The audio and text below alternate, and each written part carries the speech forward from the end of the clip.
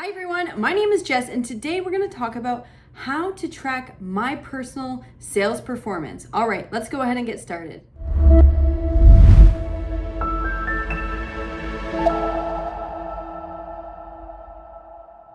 All right everyone, welcome back to my channel. If you're new here, go ahead and hit that subscribe button below. It would help me out a lot and you'll be reminded that every single Monday I do post new content. Okay, so you are here because you are either a seller, maybe you're a manager, maybe you want to figure out how I measure my performance and keep on moving. Sales, especially in this climate today, can be such a challenge. And when I go through my own performance, and numbers do speak volumes, right? But again, when you are set a quota, typically this quota is set from the finance team at your organization. Now, if you're at a smaller organization, it might be done by the CEO.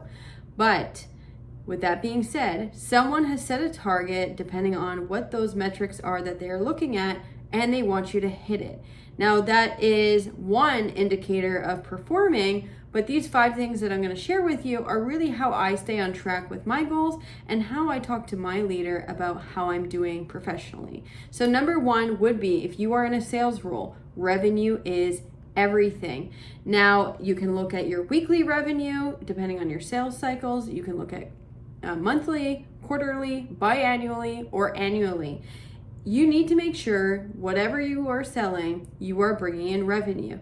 When I look at what I'm selling or what my team is selling, I look at number of revenue, right? The overall revenue that's coming in, but I also look at specific deals and quantity of deals. Now, if we have a lot of revenue coming in and it's only from one specific deal, that is a red flag, especially if you have 8, 10, 12, 20 sellers. You don't want one person carrying the load for the full team. So when I do talk to my leader, or you specifically are here because when you talk to your leader, you want to show that, hey, maybe I'm not hitting my target, but here is the revenue that I'm bringing in. Here is the pipeline that I'm continuing to add and close pipeline. Now, that would be number 1, revenue. That is what I would talk to with my leader about performance. Secondary would be quota.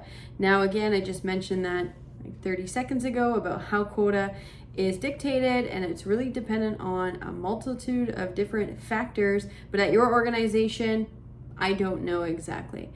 But your performance is measured on your quota. And so if you are not hitting your quota for years on end, you might need additional training. You might need to figure out where is that actually coming from. But performance is very much based on quota in a sales role. So when you are having that conversation about performance and how you're measured with your leader, that's going to come up, and you shouldn't hide it, especially if you're not hitting your target. You should come up with ways of, okay, Mrs. or Mr. Manager, I have hit 70% year after year. How do we bridge that gap to get to that additional 30%? You can come up with some ideas, but also work with your leader to figure out how you can get there. Now, number 3, what I measure would be conversion. So which pipeline is coming in and what is your close rate? Nothing is worse than filling up your CRM tool with pipeline and potential opportunities at 1%, 10%, or however that discovery phase is measured at your organization, and then closing them as 0%. Now, when I talk to my leader, I will talk about conversion rate. If my conversion rate is very low, I want to see what's going on.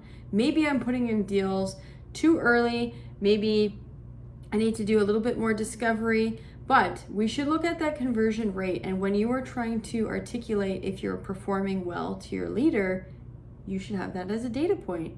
Hey, 90% of deals that I put in, or 60% of deals that I put into Salesforce at 1 to 10% grow to 60 or 90% close rate. You can, as long as this is tracked, you can really find out when does that deal go south? When does that deal start falling through? And maybe you can work on it for you of, I realize once I give the quote to the customer, I forget to follow up. I forget to see how did they receive it? Do we need to tweak the proposal? Is it completely, the opposite of what they were expecting? When you start tracking your performance on conversion, you can start figuring out personally what goes wrong with my deals at which point. And maybe you have a certain weakness throughout the sales cycle that you can tune into. Now, number 4 would be customer retention. Am I keeping and protecting the current customers that we work with? Now, typically, most sales organizations can pull that data. You can even pull it, hey, are the same customers that were buying last year continuing to buy this year? Are we upselling? Are we cross-selling? Are we adding additional lines of business that we might have, especially at, let's say, Dell Technologies? Whatever it might be, you should look at your retention rate. This is so important, especially in the software organization. I know a lot of software organizations look at user adoption. Are the customers using the software? How do we get the customers to enable their staff to utilize the software? It really comes down to that. And typically, you do not want to lose an existing customer to another competitor. So that is huge when I'm talking about performance and talking about, are we keeping the existing and are we adding to it?